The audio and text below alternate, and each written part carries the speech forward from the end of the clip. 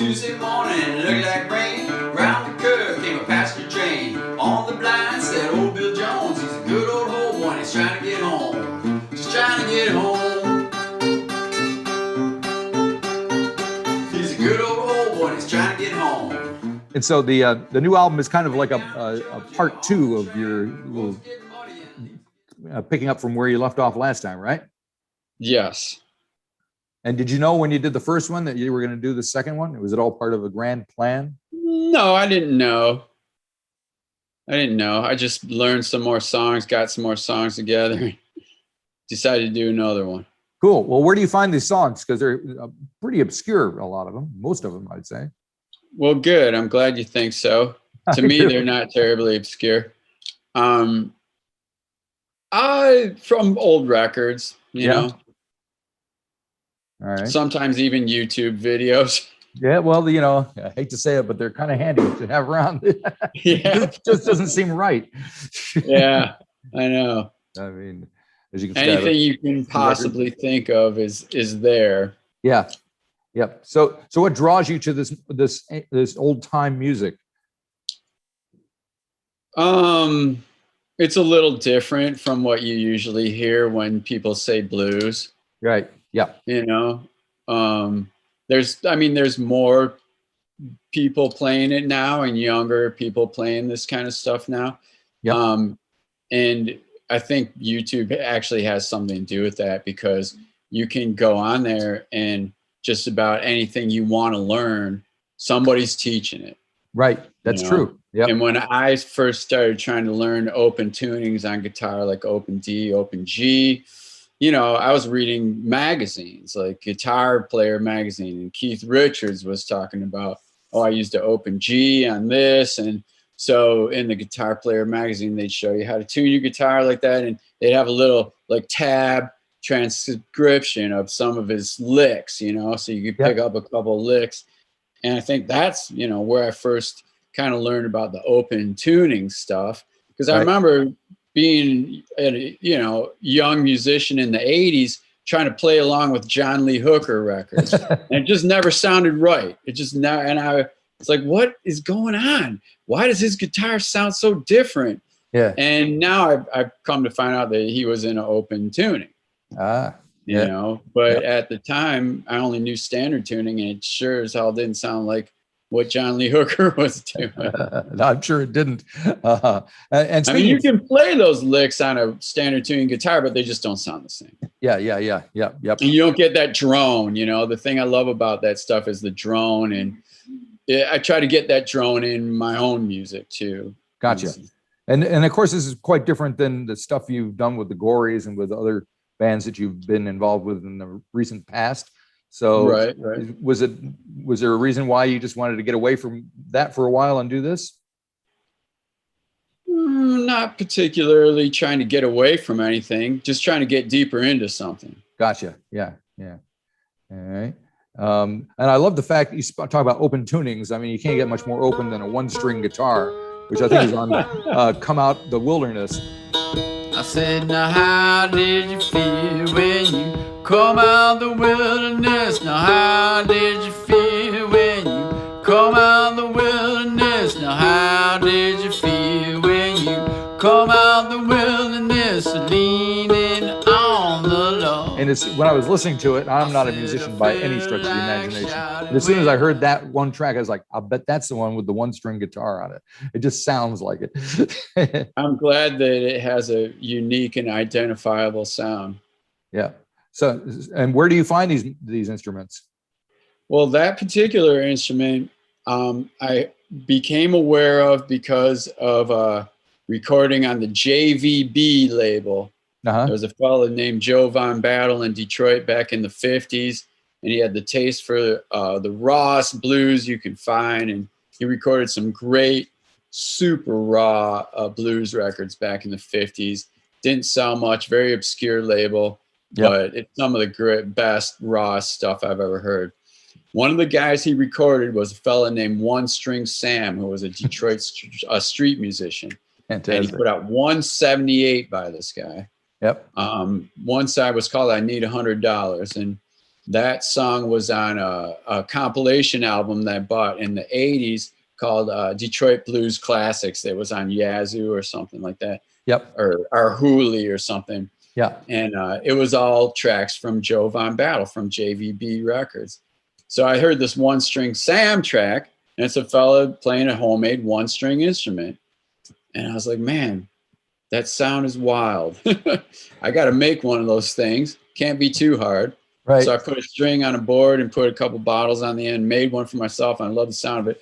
A friend of mine was a guitar dealer, instrument dealer, and he had a commercially made one string instrument with a triangular shaped sound box, right. a little skinny neck on it with a string couple inches off the thing, hanging on his wall as a decoration. And I was like, what is that? I'd never seen a commercially made one string. And I said, I took it off his wall and I started playing the thing. I was like, man, you got to sell this to me. I have to have this. And he said, no, just take it. You can have it. So nice. Let me have it. And that's, I had made other one string instruments, but the one I play on the record is a commercially made one string that was probably made in the, I'm guessing 1920s. Right. And it was made by this company that sold instruments door to door. I love it. They mostly made zithers, crazy kind of zithers, Right. Yeah. But it was the whole thing was like anybody can play, and they sold songbooks that had numbers that corresponded to numbers on the instrument. It was almost like paint by numbers, but with a musical instrument. So, man, I wonder how many musicians got their start from a door-to-door instrument salesman back then that we don't even know about. Probably a lot, but a lot of the old bluesmen got their start playing a one-string guitar. Yeah. They would take a wire off a broom and string it up on the side of a house or a barn. Yep. Put a rock or a bottle at each end and, slide on it. And man, B.B. King started on playing one. I think John Lee Hooker might have started playing on one of those things as a kid. A lot of those guys. Bo Diddley, I'm sure, because it's a Diddley He Bo. probably did too, yeah. He took the name. It's fantastic. That's great. So do you have a room somewhere where you keep these precious instruments that are kind of mostly in the basement, right? Except when I want to play them, and then they litter the living room. Yeah. Very cool. All right. Because you got like wash tub basses and jug things, and so tell me about some of your other instruments. Well, there's a jug laying around over here on the floor. My one string bass is in the basement right now. So when you play the jug, does it sound like the guy in the 13th floor elevators? No. Mostly what he did with that was making noises with his mouth. The jug was really more like a prop. Right. I thought so. Because he was really going, but the jug, to play the jug, you actually blow into it, but you're making the pitch of the note with your lips. Yep. The jug is just a resonating chamber. Yep. So he did use the jug in the 13th floor elevators as a resonating chamber, but the sound he was making was just with his mouth, Yeah. And that's when you play the jug, that's what you're doing. Right. And what about the wash tub? One string. Just like boom, boom, boom. I changed the pitch by pulling the stick. Right. So the string is attached to the can on one end and the end of the stick on the other. And I pull the stick to change the pitch. Right. So it has a very... Oh, sorry. Go ahead. It's a very inaccurate. I'm sure it is. like a fretless bass. Yeah, even more fretless. Oh, I'm sure it is. Now, some of the song titles that you have on the record sound familiar to me, but then when I listen to them and I'm looking them up and I'm checking the lyrics, I'm going, well, that's not right. So for instance, like Oh Death, which I thought I knew that, but then there's like all different versions of it, or you may have changed it around. I don't know. So what was your process with putting these songs together? Whoa, death, took my mother and gone. Death, whoa, death, took my mother and gone. Oh, death, took my mother and gone. Lord, I know my time ain't long. Well, Oh Death particularly I got from a recording by Charlie Patton. Right. And I think I used all the verses that he used. A lot of times when I cover one of these songs, I'll just listen to it a few times And then once I start playing it, I don't listen to it anymore, because then I kind of come up with my own way of doing it. Right. Leaving Blues, is that a Lead Belly tune? No, I got that off Pink Anderson. Well, there you go. But it's kind of a standard blues thing. I mean, it sounds a lot like Key to the Highway, Right. which is an old blues. Right. I mean, it's. And you could sing Key to the Highway to that music and it works. Okay. Now, were there some, there's one called Lulu? Yeah. Now the only it's a version variation of Darling Corey. Okay. Yeah. And I got that from a recording by a fellow named Dick Justice back in the 1920s. Dick Justice. You know, the best name in old time music. Fantastic. But if you look that up, you'll find all sorts of different versions by all sorts of different people, and yes, they're not the same song. So I like that. I like listening to lots of different versions and taking bits and pieces from different ones, and coming up with. I mean, it gives you a good idea of how music kind of has evolved just from mouth to mouth and passing it around and across the holler or whatever way it was being done at that point, I guess. Because I'm sure a lot of it was Appalachian, kind of just singing in the hills back there. Yeah, sure. Just country people in general. Yeah. But there is, the one song that everyone will know is House of the Rising Sun. It's on the record. And so why did you choose to pop that on there? There is a house in New Orleans they call the Rising Sun, and it's been the ruin of many a poor girl, and me, I know I'm one. I love that song. Okay. And I love Doc Boggs. Right. And I thought of a way to do that song that sounded like as if Doc Boggs might have done it. So that was intriguing to me. Very cool. It's followed by, the last song on the album is called Up Above My Head, which has kind of a gospel feel to it. Yeah. Where does that come from? Sister Rosetta Tharpe. Well, there you go. And I'm pretty sure I've discovered that on eBay. I mean, eBay, but it's all the same thing now. On YouTube. Yeah.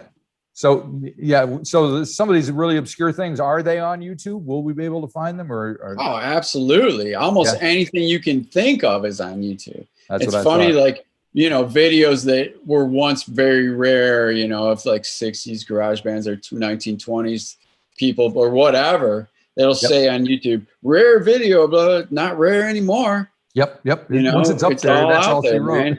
Just pretty much anything you can think of is there. Yeah. So these kind of raw blues that you're doing, how do you connect it with the stuff like the garage rock and that stuff that is also part of the Detroit scene and part of what you do? Well, garage rock was kind of like the folk music of the American teenager, right? And I like stuff that's simple and raw, and the blues music that inspired the British groups of the 60s who inspired the garage bands of the US teen movement. All comes from blues, Yeah. It's like Crank Up a Rollin', Yardbirds, and then it goes to Yeah, man. And I was listening to the Yardbirds and I loved all those songs and I wanted to know where they came from, who recorded that stuff originally, or who wrote it. So I'm looking on the label, and you to see who wrote it, and you see like C. Burnett, M. Morganfield, E. McDaniel. All right, who are those guys? I need to know who these guys are. Right. Then I find out about Howlin' Wolf, Muddy Waters, Bo Diddley, all that stuff. Yep. So I can't tell exactly how old you are, so I'll ask you, have you seen many of them in person over the years? I saw Bo Diddley, I think 3 times. Yeah. Howlin' Wolf died before my time. No, I never saw Muddy Waters. He was gone before my time too. I did see John Lee Hooker though. Yeah, very good. And when you did you take anything from the performance? Were you thinking about being a musician at that point, or were you a musician? Or Yeah, I mean, I started playing in the mid 80s, Right. you know, as a singer. I was a lead singer of a band. Right. And then I started learning guitar, and then the Gory started in 86. And, so yeah, since the 80s. And do you think there's I mean, Chicago is identified with the blues. Detroit has its own kind of scene, but it's mostly associated with like the MC5 and, all those guys. Is there a style of blues that is associated with Detroit in your mind? Just really raw stuff. There's some great Detroit blues. Unfortunately, it's very unknown. But as I may have mentioned before, there was a label called JVB. That's right. Yes. Yeah. And that's some of the rawest blues from the 1950s that you could ever want to hear. Uh-huh. And it's all from Detroit. Very cool. I have to look for that. I'm sure it's on YouTube. Yeah, man. Absolutely. Are you a record collector as well? Yeah, I'm not like a super record hound, but I know people who collect a lot more seriously than I do. Yeah, it can get carried away with it. So yeah. There's also one on a tune called Adam and Eve on the album. Yep. Which it sounds like a kazoo to me. So it is a kazoo. Excellent. And can you tell me about the song? It's just kind of a humorous sort of a hokum type number. Right. It's a chord progression that a lot of different lyrics have been sung to, mostly humorous. Right. And I saw you've made a couple of videos of just basically you sitting in a room on a chair, strumming away. One for way down in Florida on a hog. Yeah. It looks like I would call it a lap banjo. I don't know if that's what it is. It's a banjo that I laid on my lap and I'm playing it with a slide. Way down in Florida on a hog, oh baby, way down in Florida on a hog. Way down in Florida on a hog. Can't be treated this way. Yeah, I mean, it's not a very high-end type video, but it gets the vibe across for the kind of music you're making, right? Yeah, I wish the recording was a bit better, but we just had to use my phone. So my wife filmed it, and she was going more for atmosphere than sound quality. Well, I don't think so. So I think we got the atmosphere. Definitely. Yeah. Yeah. And the other one, I think you're sitting, there's like a big picture window, some stained glass window or something next to you. Yeah, that's a house that we're restoring in Detroit. That was probably built in about 1900. Right. So how is that? Because we hear all sorts of horrible things about the state of Detroit these days and how it's going down the tubes. Is it bad over there, or is it making a resurgence? Well, Detroit's gotten a bad rap for many, many years. Yeah. And I grew up in the city of Detroit, so I always felt that it got a worse rap than it deserved. Okay. Mainly because all the white people left the city starting in the 50s through to the 70s. The white folks basically abandoned the city. Anyone could afford to get out got out. Yep. So the city was like 80 or 90% black. And so then that gets associated with bad. Right. Or rough. Yep. Or, living in the city of Detroit, I always knew that was false, but I knew that there was always that prejudice there. Yeah. So now what's happening is white people are starting to move back to Detroit. The children, the grandchildren of those who abandoned it are moving back. And also billionaire investors are buying buildings downtown and trying to bring in high-end retail. Right. And all that kind of crap. So the gentrification is taking over, huh? Yeah. It's the same story everywhere. Yeah. And what happens to the people? That's why it's news. That's why it's news. That's why it's in the New York Times. Right. And but is there still? So if I was to show up in Detroit, is there still clubs that I want to go to that things are Yeah, happening. there's still good bars and still good music, but it's like, man, you know, what, like the bluegrass and the blues, that kind of stuff has died out, you know. Right. I mean, it was music that was played by older people for older people. I mean, they were young in the 50s and 60s, but you know, it was old folks music, and a lot of those folks have died out. And also unfortunately the working class culture that breeds those musics is about dead. I mean, so much of the manufacturing has left this country. Yep. You know. Yep. And Detroit was just like the first casualty in that kind of thing. I was living in Rochester, which is the home of Kodak, and the same thing happened there. Son House lived in Rochester for many years. That's where they found him. Yes. Yeah. And I always wondered. A friend of mine who was in high school with me, his name was Ron House, and of course this is before I knew who Son House was. So I would have loved to find out if he was related to him. Yeah. And he probably was. You know. So there you go. Been. Yep. All righty. Well, let's see. Talk about one more song on the album here. Run Johnny. It's just a quick little ditty, 1 minute and 26 seconds long. Is that like a Jew's harp in there? Is it?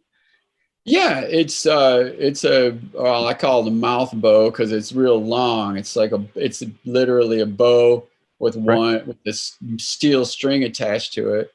Yep. And I place it against my cheek, and my mouth is a resonating chamber, and I change the pitch by the way I move my mouth. So there's the drone of the one note of the string going, and then the resonating chamber changing pitch. Right. So are you, you mentioned that, you know, you can learn how to do pretty much anything online these days, but is that how you learned how to play all these instruments, or are you just kind of figuring it out on your own? No, actually, no. Because I started getting into this stuff before YouTube. The internet was a big thing. But I have to say that now, you know, now that is here, I do use YouTube as a teaching tool. Right. You know, there's this dulcimer player by the name of I.D. Stamper. Okay. Who was from Kentucky, and I love his style of dulcimer playing. He put out one album in 1978 when he was like 70 years old. Right. And I love this album. I love his playing.